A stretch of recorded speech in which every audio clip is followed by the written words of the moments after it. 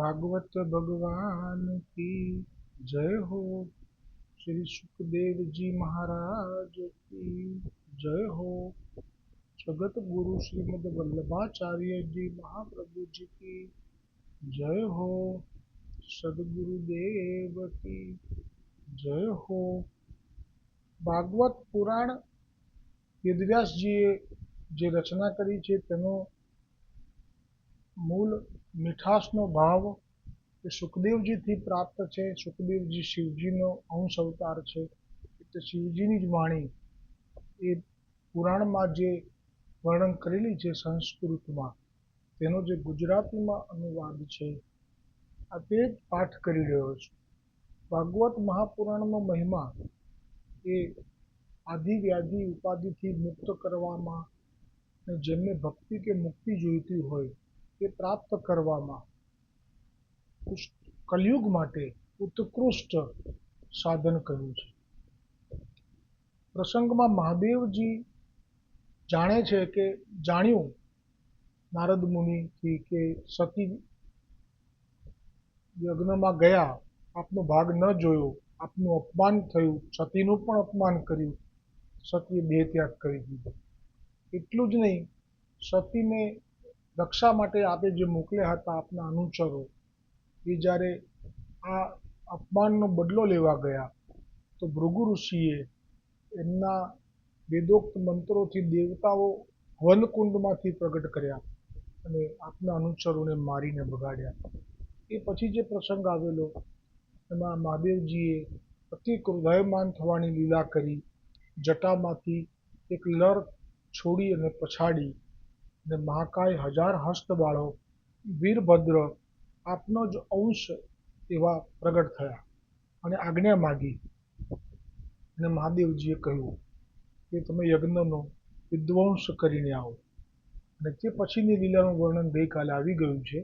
હવે આજે એ બધા જ લોકો કે જે આવી રીતે અંગભંગ પામ્યા એ બધા ડરી ગયા, કેમ કે આવું તો ભૃગુ ઋષિને એમ કે મારા દેવતાઓ પ્રગટ કર્યા છે લડી લેશે, એવી રીતે વીરભદ્રની પણ લડી લેશે, પણ કોઈ દેવતાઓનું પ્રગટ થયેલા હવનકુંડમાંથી સામર્થ્ય નહોતું કે મહાદેવજીના અંશ એવા વીરભદ્રની સામે ટકી શકે, એટલે ડરી ગયા અને પછી જાણ્યું કે ના, હવે અમારા આ દુઃખનું નિવારણ બ્રહ્માજી સિવાય કોઈ નહીં કરી શકે, એટલે બધાએ ડરી જઈને બ્રહ્માજી પાસે બ્રહ્મલોકમાં આવ્યા અને પ્રણામ કરીને તેમને બધી હકીકત કહી સંભળાવી। સ્વયંભૂ બ્રહ્માજી અને શ્રી હરિનારાયણ પહેલેથી જ આ ભાવિ ઉત્પાત એટલે કે આવું જે થવાનું હતું અશુભ એને જાણતા હતા, તેથી જ તેઓ દક્ષના યજ્ઞમાં પણ ગયા ન હતા। હવે બ્રહ્માજીએ કહ્યું કે દેવતાઓ, મુનિઓ, દક્ષે શિવજીની ભર સભામાં નિંદા કરીને ભારે અપરાધ કર્યો હતો, છતાં પણ તમારા તે અપરાધ સામે જોયું ન હતું। હવે જ્યારે તેમની અર્ધાંગિની સતીનું પણ અપમાન કર્યું અને તેમણે દેહત્યાગ કરી દીધો, તે વિયોગ કેમ કરીને સહી શકાય? પણ શંકરજી ઘણા જલ્દી પ્રસન્ન થનારા છે, આ વાત છે। મહાદેવજીના આટલા મોટા અપરાધ છતાંય મહાદેવજી મન પર નથી લેતા એવું બ્રહ્માજી કહી રહ્યા છે। એટલે કહ્યું કે તેથી તમે શુદ્ધ હૃદયથી તેમના ચરણોમાં જઈને તેમને પ્રસન્ન કરો, તેમની ક્ષમા માગો। તેથી જો તમે ઈચ્છતા હો કે યજ્ઞ ફરીથી આરંભાય અને પૂર્ણ પણ થાય, તો પહેલા જલ્દી તેમની પાસે પોતાના અપરાધો બદલ ક્ષમા માગો, અન્યથા તેમના ક્રોધથી બચવું સમસ્ત લોકપાલો માટે પણ સંભવ નથી। ભગવાન શંકરનું શક્તિ સામર્થ્યને ઋષિમુનિઓ કે સ્વયં ઇન્દ્ર પણ જાણતા નથી, અને નથી તો હું સ્વયં જાણતો, નથી તો હું સ્વયં જાણતો। આવી પરિસ્થિતિમાં મહાદેવજીને શાંત કરવાનો ઉપાય કોણ કરી શકશે? દેવતાઓને આ પ્રમાણે કહીને બ્રહ્માજી તે સહુને બ્રહ્મલોકમાંથી સાથે લઈને પર્વત શ્રેષ્ઠ કૈલાસમાં ગયા, કે જે ભગવાન શંકરનું પ્રિય ધામ છે. તે કૈલાસ પર સિદ્ધો તથા દેવતાઓ નિવાસ કરે છે. જો આપણે બાળપણથી અત્યાર સુધી જે કૈલાસનું ચિત્ર જોતા આવ્યા હોઈશું, એમાં આપણને બરફથી આચ્છાદિત પર્વતના દર્શન થાય છે. એટલે આપણા મનમાં એ કૈલાસ કેવું છે એની એક કલ્પના આપણે કરીએ તો બરફવાળો પર્વત. પણ આ જે ભાગવતજીનો આ જે પ્રસંગ છે એમાં કૈલાસના લોકનું વર્ણન અતિ વિસ્તારથી કર્યું છે સુખદેવજીએ. કે કૈલાસમાં શિવજી પાર્વતીજી સિવાય, અત્યારે હાલમાં પાર્વતીજી છે, અત્યારે તો સતીનો દેહ ગયો એટલે ફરી જન્મ લેશે, પણ ત્યાં સતી પાર્વતી માતા પાર્વતી અને મહાદેવ સિવાય કોણ કોણ નિવાસ કરે છે અને ત્યાંનું કેવું સૌંદર્ય છે એનું સચોટ વર્ણન ભાગવતજીમાં આ પ્રસંગમાં જ આવે છે. કે ત્યાં તો સિદ્ધો તથા દેવતાઓ નિવાસ કરે છે. કિન્નરો, ગંધર્વો, અપ્સરા વગેરે હંમેશા ત્યાં વિદ્યમાન રહે છે. તેને મણિમય શિખરો છે. કૈલાસ પર્વતમાં અંદર જે આપનું ધામ છે ત્યાં મણિમય શિખરો છે. તેના પર અનેક પ્રકારના વૃક્ષો, લતાઓ, ઝાડીઓ વગેરે છવાયેલા છે, જેમાં હરણ આદિ પશુઓના ટોળા વિહાર કર્યા કરે છે. ત્યાં નિર્મળ જળના અનેક ઝરણાઓ વહી રહ્યા છે અને ઘણી બધી ગહન ગુફાને લીધે તે પર્વત પોતાના પ્રિયતમો સાથે વિહાર કરી રહેલી સિદ્ધ પત્નીઓનું ક્રીડા સ્થળ બનેલું છે. એટલે આપણા સનાતન ધર્મમાં સિદ્ધ લોકો છે તે પણ એમની પત્નીઓ સહિત આ કૈલાસમાં વાસ કરી રહ્યા છે.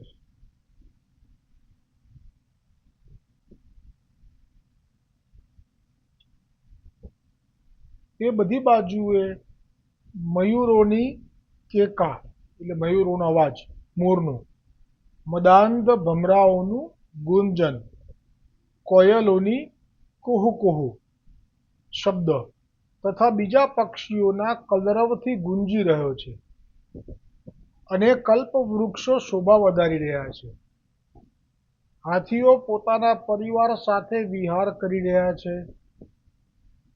પારિજાત, તાડ, આંબા, કદંબ, ચંપો, ગુલાબ, અશોક એટલે આસોપાલવ, બોરસલ્લી, શતદલ કમલ 100 પાંખડીઓ વાળું, ઇલાયચી અને માલતીની લતાઓ તથા મોગરો, માધવીની વેલો પણ શોભા વધારે છે.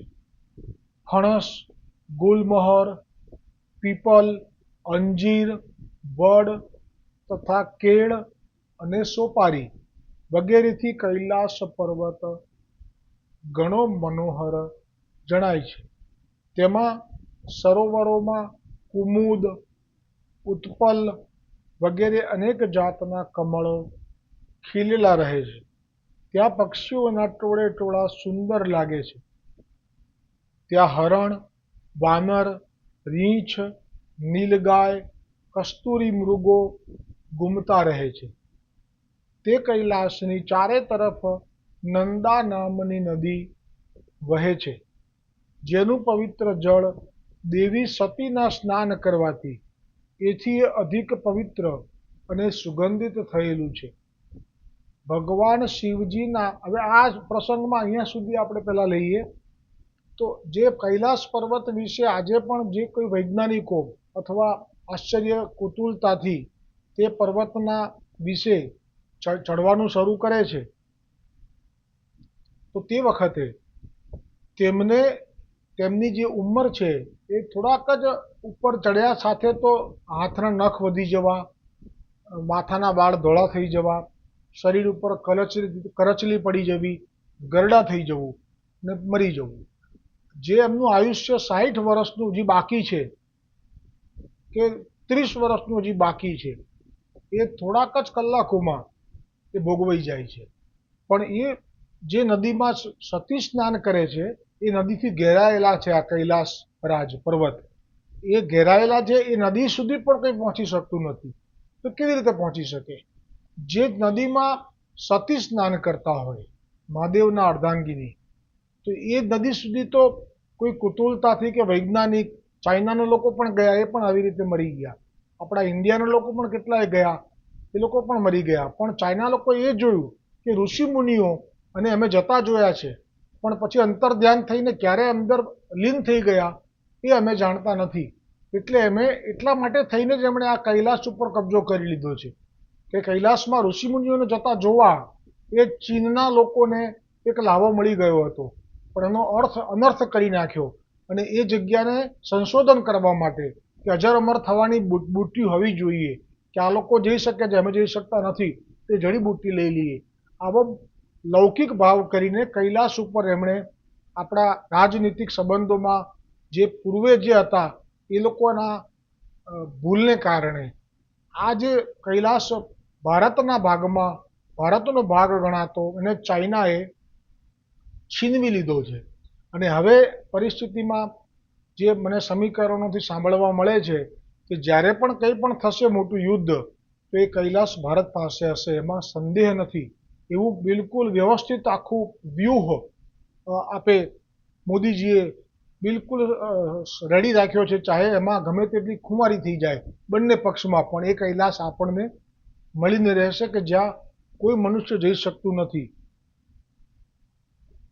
કૈલાસની ચારે તરફ નંદા નામની નદી વહે છે, જેવું પવિત્ર વહે છે, જેનું પવિત્ર જળ દેવી સતીના સ્નાન કરવાથી તેથી અધિક પવિત્ર અને સુગંધિત થયેલું છે. ભગવાન શિવજીના નિવાસસ્થાન એવા કૈલાસ પર્વતની આવી રમણીયતા જોઈને દેવતાઓને ઘણું આશ્ચર્ય થયું. એટલે આ તો દેવતાઓએ પહેલી વખત આ દર્શન કર્યા કે કૈલાસ જતા સુધીમાં રસ્તામાં શું ઐશ્વર્ય છે આપનું. જેવી રીતે ઇન્દ્ર, બ્રહ્માજી, ભગવાન વિષ્ણુ, મહાદેવ અને બીજા દેવતાઓ સૂર્ય આદિ એ જે ગર્ભ સંહિતામાં આવશે કે જે પૂર્ણ પુરુષોત્તમનો અવતાર થાય એના માટે વિષ્ણુ ભગવાન જ એમને લઈ અને ગોલોક ગયા હતા. તો એ ગોલોકમાં પણ આવી રીતે અંદર પ્રવેશ કરશે તો જે દર્શન થશે વૃંદાવનનું અને ગોવર્ધન મહારાજના 100 શિખરોનું અને એમના ઝરણા, એમના ગુફાઓનું, ત્યારે પણ આવું જ કુતૂહલતા દેવતાઓને થશે. હવે સૌથી પહેલાં તો આ નદી આવી, એને પાર કરી. આ લોકોએ તો આકાશ માર્ગે કરી શકાય. પછી દેવતાઓને આગળ જતા જોયું તો અલકા નામની એક નગરી આવી. આ કુબેર જ્યાં રહે છે ત્યાં મહાદેવજીનો મિત્ર પણ છે, એ અલકાપુરીમાં રહે છે. એટલે કહ્યું કે ત્યાં અલકા નામની એક સુરમ્ય નગરી જોઈ. સૌગંધિક વન પણ જોયું કે જેમાં સર્વત્ર સુગંધ ફેલાવનારા સૌગંધિક નામના કમળ ખીલેલા હતા. તે નગરીની બહાર નંદા અને અલકનંદા નામની બે નદીઓ છે, જે હરિની ચરણરજના સંયોગથી અત્યંત પવિત્ર થયેલી છે. હવે શિવજીના આ નદીઓનું વર્ણન બદ્રીનાથજી પાસે જે મિલન થાય છે તે આ હવે શિવજીના નિવાસ સ્થાન તરફ આગળ જઈ રહેલા દેવતાઓએ માર્ગમાં કુબેરની અલકાપુરી જોઈ. જ્યાંથી આગળ વધ્યા ત્યાં સૌગંધિક વનમાં પ્રવેશ્યા. તે વન રંગબેરંગી ફળ, ફૂલ અને કલ્પવૃક્ષોથી સુશોભિત હતું. તેમાં રાજહંસોના પરમ પ્રિય કમળ પુષ્પોથી સુશોભિત અનેક સરોવર હતા. તે વન હરિચંદનના વૃક્ષોથી ભરપૂર હતું, ભરચક હતું. તેથી તેને જે સ્પર્શીને, ચંદનને, વૃક્ષના લાકડાને સ્પર્શીને જે વાયુ વાતો હતો તે મનને વલોવી નાખતો હતો. ત્યાંની વાડીઓના પગથિયા વૈદુર્ય મણીઓના બનેલા હતા. આ પ્રમાણે બ્રહ્માજીની સાથે દેવતા તથા અંગભંગ થયેલા મુનિઓ વનની શોભા નિહાળતા થોડા આગળ વધ્યા ત્યારે તેમને નજીકમાં જ વડનું એક અતિશય વિશાળ વૃક્ષ દેખાયું. તે વટવૃક્ષ 100 યોજન ઊંચું હતું. 1 યોજન એટલે 12 કિલોમીટર થાય. 100 યોજન એટલે 1200 કિલોમીટર ઊંચું હતું. તેની ડાળીઓ 75 યોજન સુધી ફેલાયેલી હતી. 75 ગુણ્યા 12 1800 એટલા કિલોમીટર સુધી એની ડાળીઓ ફેલાયેલી હતી.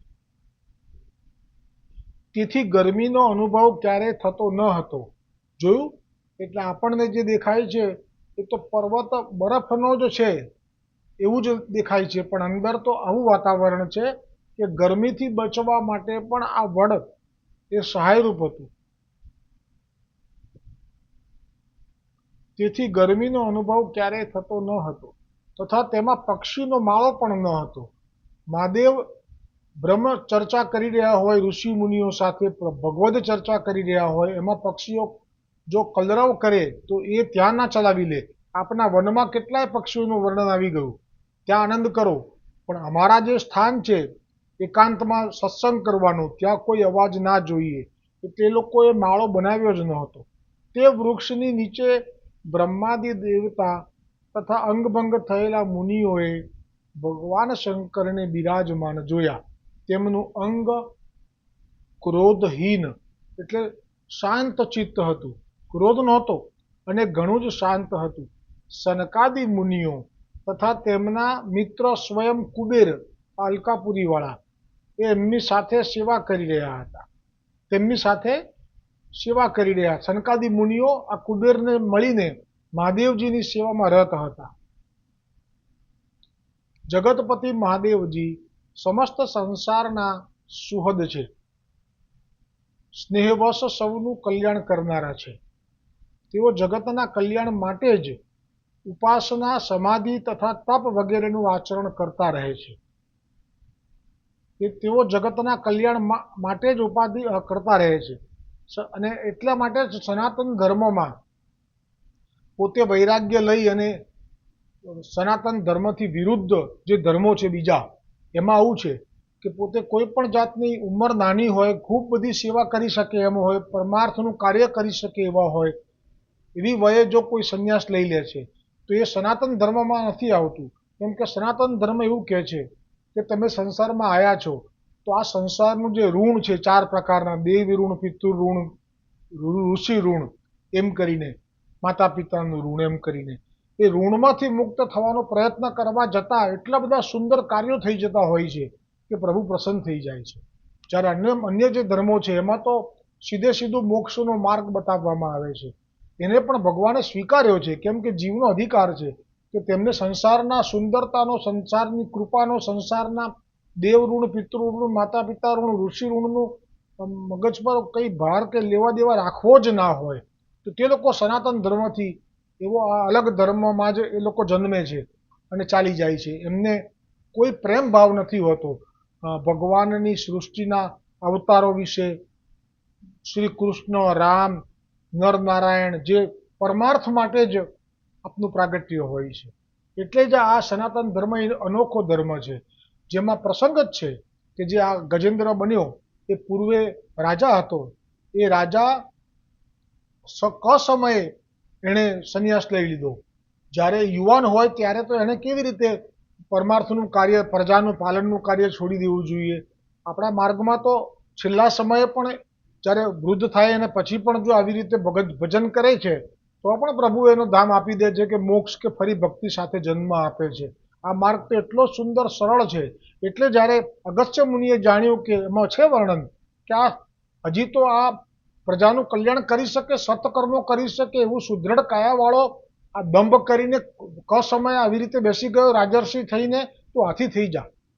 આ પ્રમાણ છે કે આપણા માર્ગમાં ક્યારે પણ સમયે કશું ના કરવું અને બેસી જવું એનો સ્વીકાર જ નથી. બીજું પ્રમાણ છે, પરીક્ષિત રાજાએ ભર યુવાનીમાં શા માટે દેહ ત્યાગ કર્યો?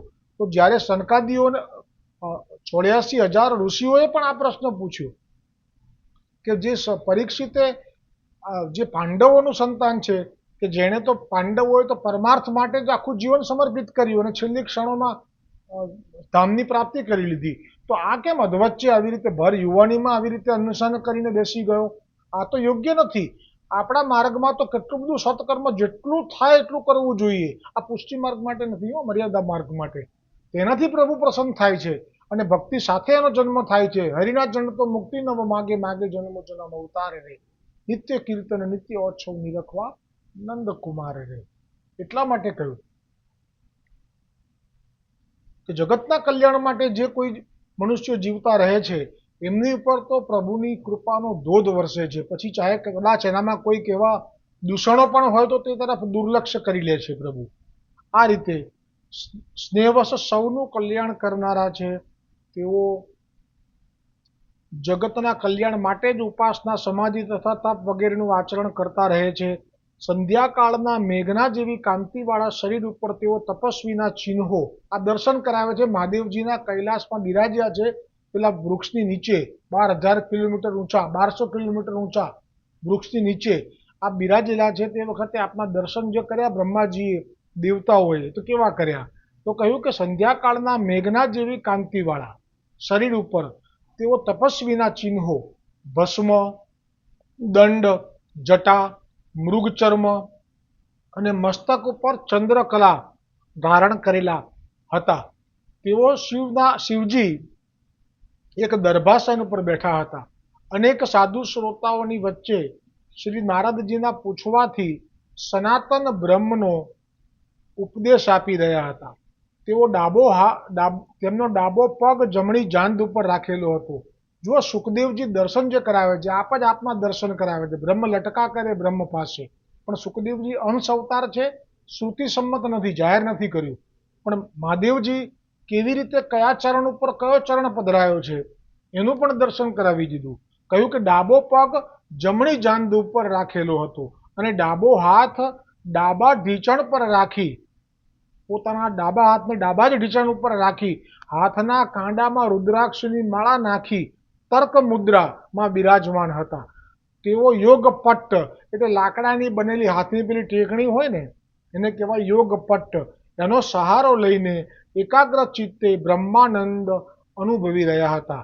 કેમ કે આ મહાદેવ જે છે ને એ પરળ બ્રહ્મ છે, પણ એ વિષ્ણુ ભગવાનને સમર્પિત છે.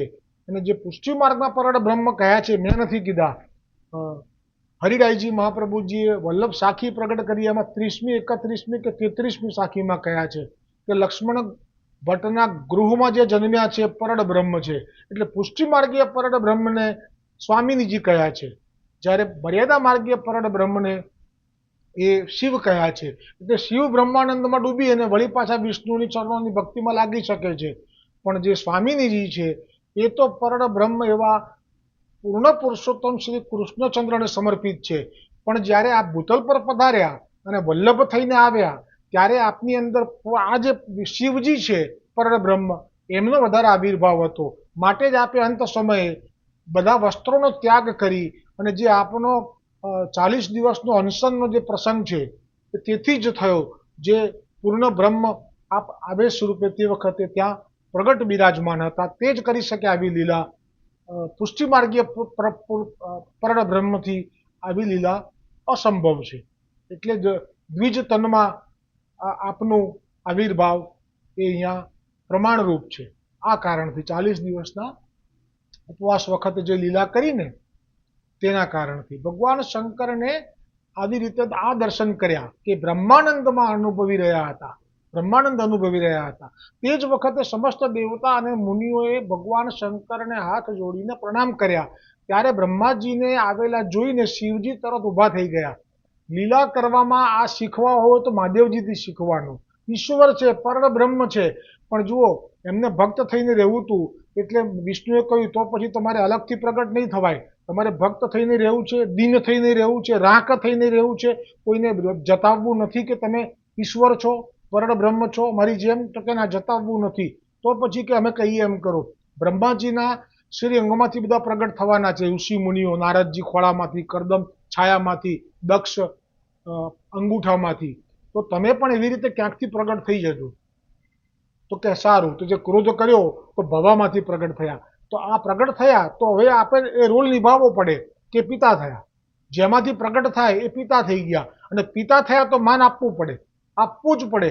એટલે ઊભા થઈ ગયા. કોને જોઈને? બ્રહ્માજીને, કે મારા પિતા આયા. બસ આ લીલા ચાલુ થઈ ગઈ. આ આપણે શીખવાનું છે કે આપણે ભક્તિ કરવી છે તો દીન થઈને રહેવાનું. કોઈ હોય વડીલ અને જો અહંકારી હોય તો અંદર રહેલા ભગવાનને પ્રણામ કરવાના, બહારનાને તો તમે અવહેલના કરશો તો એ પાપ નહીં લાગે.